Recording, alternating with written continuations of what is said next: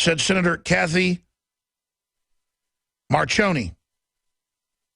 With 800 law enforcement officials, not servants, still unable to pick up the trail of escaped murderers Richard, Matt, and David Sweet, the suggestion to implant microchips in people who are convicted of serious crimes is picking up steam. See, it's a PR piece. And, of course, they're going to have to be implanted beneath the skull to make sure you don't dig them out. That'll be next. But they don't want to say that up front. Why not have them be explodable? By the way, Homeland Security's had 3 meetings the last 4 years, seriously pushing and considering making everyone wear a taser bracelet when you fly. Everyone. Everyone. Because you're all criminals, except the government, who is openly funding the real Islamic terrorists. We're going to go to our guest here in just a moment. Gingy Friedman, the evil person who made national news about a month ago, town threatens mom with $1,000 per day fine if she keeps miniature goats needed to feed her babies.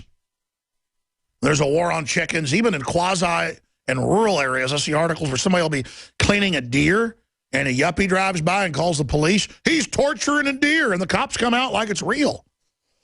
They'll walk up, a guy's under a tree in his front yard in the country. Yeah, I shot the deer. Is my license? What's going on? It's like, well, did you torture it? I remember the famous thing where the grandpa killed the rat that was eating his tomatoes, and they arrested him. Because that's how they operate. We're going to talk to her in just a moment.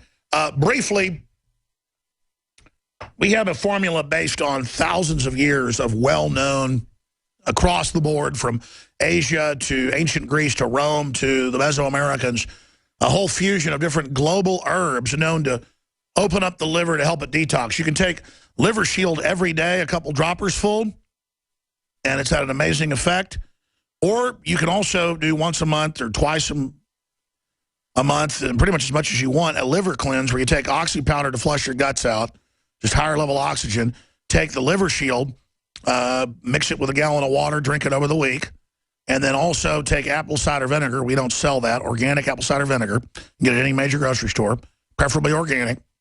That's living. It's probiotic. And that just opens up your liver and your gallbladder. And on the 6th night, you just drink 6-7 ounces of olive oil, and you go lay on your right side that your liver and gallbladder are on for an hour before you fall asleep, read a book. And let me tell you, most people, over 90% of thousands we know have done this. It is in the morning it happens. If it's really clogged up, it takes sometimes 3-4 days. It took me 2 days. And I was calling Dr. Group saying, it didn't work for me. And he goes, man, you must be really clogged up. Do another gallbladder cleanse. He said, give it another day and wait. Well, a few hours later, I went with friends to Alamo Drafthouse movie. And before we walked in, I said, I'll meet you in there. And, man, I don't like to get graphic, but, you know, let's be adults here when you talk about this. 30 or 40 black stones. About a third the size of a penny. Weldon says he'll talk about it. He about 15 the size of quarters, you know, big marbles. And it was painful for him. So, warning, folks, most people it's not painful, but everything we promote is not a game. It's hardcore, the most hardcore stuff out there if you want to try to get all the toxins, because all the plasticizers and chemicals, your gallbladder doesn't know how to deal with them. And so that's why gallbladders are busting and you know, having problems at record levels and being removed, is because they're just full of all this crud. And there's also liver stones you can pass. So most people, I'd say 98%, it's very rare, you know, have pain. But, I mean, if you've got them the size of golf balls, which they can get up to even bigger, yeah, it's not going to feel too hot. They say it's as painful for a man as birth to pass a good-sized kidney stone. Well, with that, it's a tiny opening. The good news is that, you know, you're used to passing things that are, you know, golf ball size or whatever. It's not going to be fine. And I hate to get gross here, but people need to know, believe me, just wait till you do it.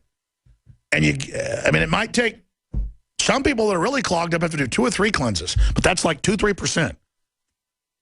And I don't want to go into details, but then it's like a flamethrower, folks. I mean, reportedly, it's like something out of a comedy. I mean, we're talking projectile. And this is what's in us, and it just builds up, and that gallbladder burst, folks. In fact, just Google burst gallbladder or gallbladder stones and look at them for yourself, just busting open with these things. So me personally, I always think I know everything, and I learned how ignorant I am. For years, they tried to get me to do this cleanse. I rolled my eyes. I've never had kidney stones, never had gallstones that I knew of. I said, that's ridiculous. I'm not listening to you. That's crazy.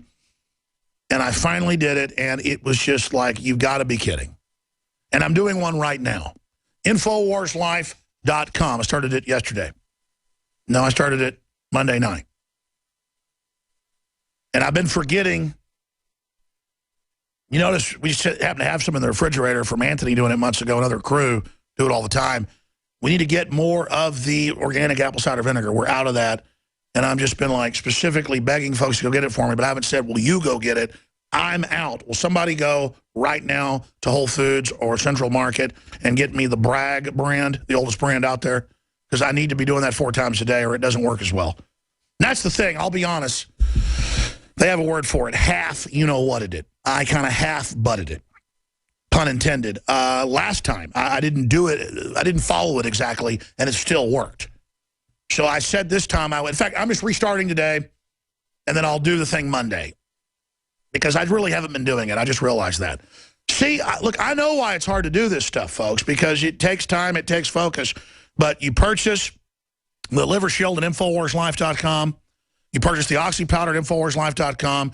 You purchase the apple cider vinegar at the store or wherever, olive oil, extra virgin. And, man, it is just amazing that people don't seem to know about this because it just sounded insane. They pushed me for over a year to do this, and it is spectacular. And you feel so much better after it's happened. You know, they say John Wayne had 40 pounds of you-know-what just in his intestines. Just the Oxy powder alone, within a couple days, you won't believe what's going on. And again, I want to save lives here. I want to also fund our operation with something that's really good. I feel really good about this. And I hate to talk about it, but I'm just getting over it. I'm a private guy. I don't get in. I'm on a 2-year-old. I don't talk about bodily functions. This is a medical health issue we're discussing here. Consult your physician, InfoWarsLife.com.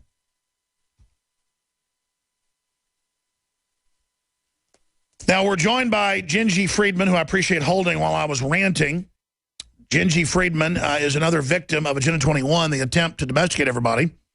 She tried to raise a couple of miniature goats, a practice that's gone on forever, to produce milk, which is super high quality for children that can't hold down their mother's milk. That and Jenny milk, or jackass milk, was most popular in Europe. In fact, they say jackass milk is the best. If you can't get anything else, go with goat. Town threatens mom with a $1,000 per day fine if she keeps goats needed to feed her babies. Now they're waging war on solar panels all over the country if you don't hook into their grid. Or I have a friend, he didn't want to go on air, who has a wind turbine.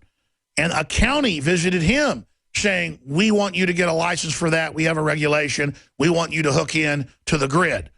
You know, you don't have a license to run that. Your batteries could blow up. Well, yeah, and an Easter bunny can crawl out from underneath the table and bite my legs off. I mean, it's just, you can't have a lemonade stand without a license. You can't play tag. It's aggressive. I mean, this nanny state is called a prison state. So, Ms. Friedman, thank you so much. It's I'mProGoat.com. These are humans all over the world fighting back against domestication. I'mProGoat.com. And we got right-wingers, we got left-wingers, we've got moms, we got dads, we got black, white, Hispanic, old, young, getting back to the land. It doesn't mean you have to go 100%, but people are doing it partially. And it's really exciting to see this happening. Thank you for coming on, and please tell us your story and what you've gone through. Yeah, thank you for having me on, first of all. Basically, I was born with a congenital birth defect. It's an abnormality called tuberous breast hypoplasia.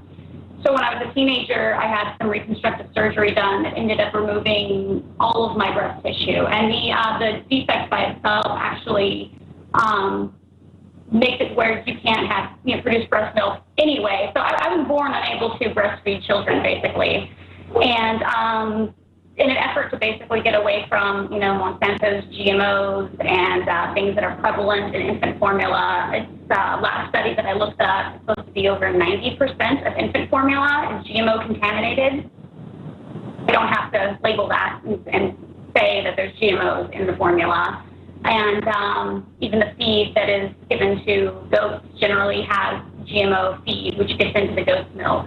And because I don't want my children to be subject to the gut problems, the hormonal disruptions, all these things that have been linked to GMOs, I don't want my children to suffer because of my lack of ability to give them what nature intended. So the best option in lieu of human breast milk would be goat milk. So, well, Genji, I'm sorry to interrupt you, but what you're saying is so important. Your Skype is degraded to the point that the audio is almost inaudible. We're going to call you on your phone. We'll keep the Skype connected as well to see if it gets better so we have a visual, but we're going to call you on the phone right now.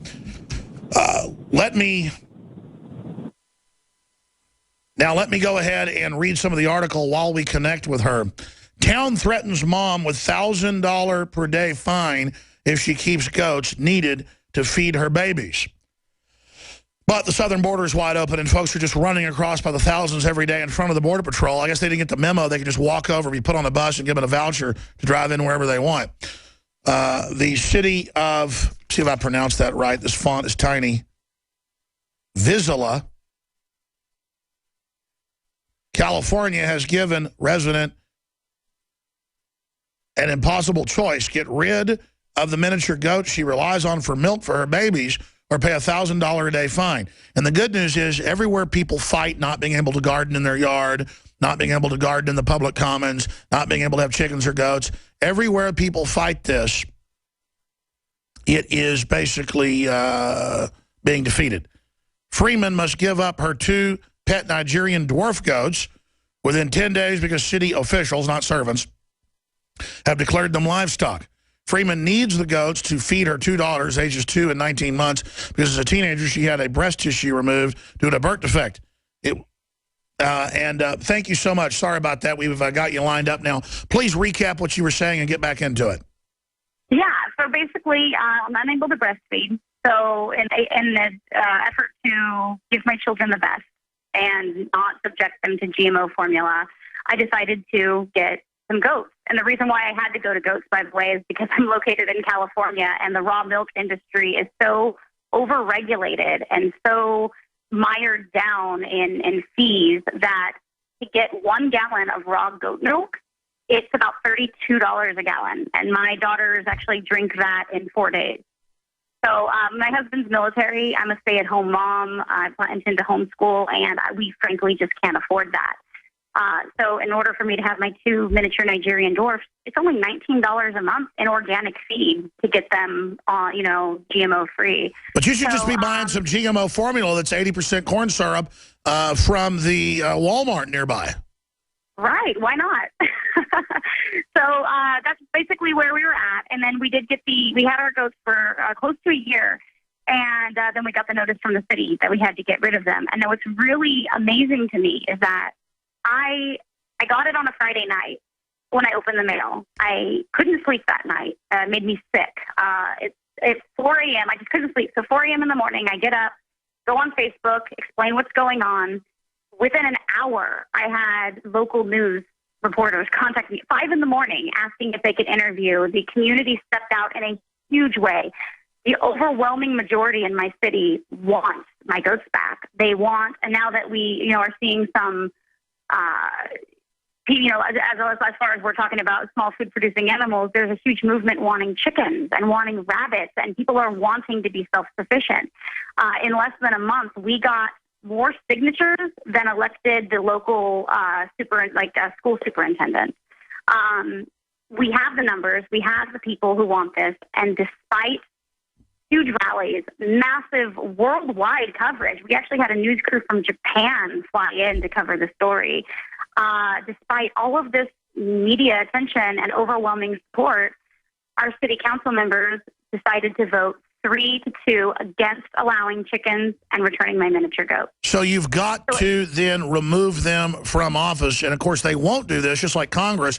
Upwards of 90% are against the TPP, the treaty, but they're still trying to go ahead with it because the elite want this. And if we ever get back to fruit trees and chickens, even a small percentage of people, if we ever get somewhat self-sufficient and find out about the quality